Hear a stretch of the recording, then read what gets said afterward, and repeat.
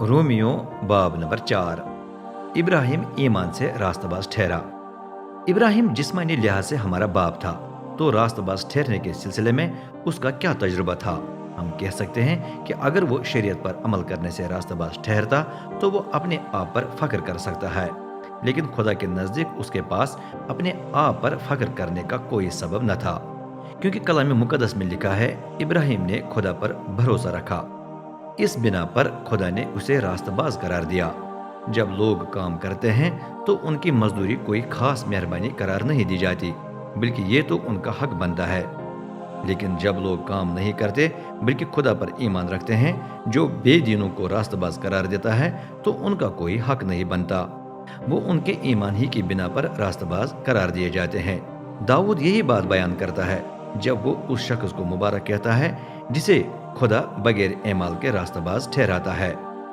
मुबारक हैं वो जिनके जराइम माफ किए गए, जिनके गुनाह ढांपे गए हैं। मुबारक हैं वो जिनका गुनाह रब हिसाब में नहीं लाएगा। क्या ये मुबारकबादी सिर्फ मख्तून के लिए है या ना मख्तून के लिए भी? हम तो बयान कर चुके हैं कि इब्राहिम ईमान की बिना पर रास्तबाज ठहरा। उसे किस हालत में रास्तबाज ठहराया गया?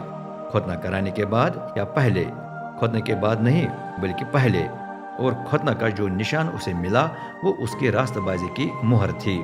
वो रास्तबाजी जो उसे खुतना कराने से बेशतर मिली।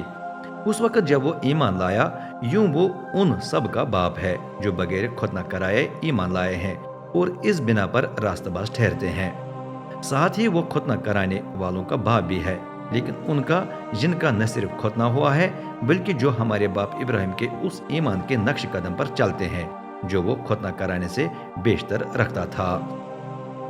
खुदा का वादा ईमान से हासिल होता है। जब खुदा ने इब्राहिम और उसकी औलाद से वादा किया कि वो दुनिया का वारिस होगा, तो उसने ये इसलिए नहीं किया कि इब्राहिम ने शरीयत की पैरवी की, बल्कि इसलिए कि वो ईमान लाया और यूं रास्तबाज ठहराया गया। क्योंकि अगर वो वारिस हैं जो शरीयत के पैरोकार हैं, तो फिर ईमान बेअसर ठहरा और खुदा का वादा मिट गया। शरीयत खुदा का गज़ब ही पैदा करती है, लेकिन जहाँ कोई शरीयत नहीं वहाँ उसकी खिलाफ वर्जी भी नहीं।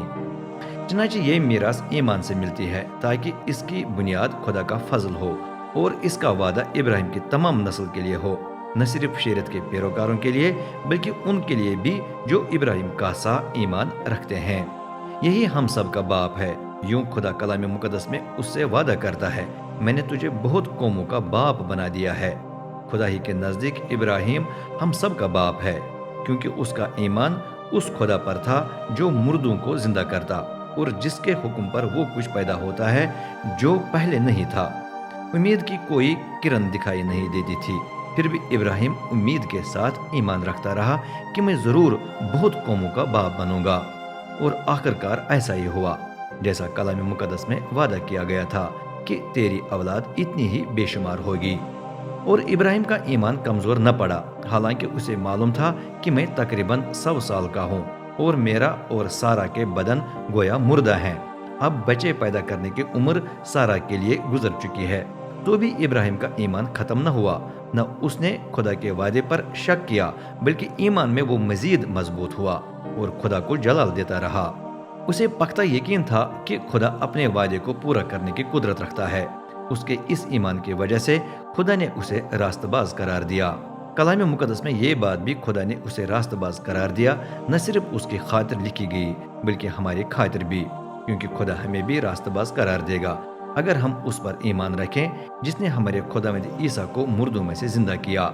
हमारी ही खताओं की वजह से उसे मौत के हवाले किया गया और हमें ही रास्तबाज करार देने के लिए उसे जिंदा किया गया।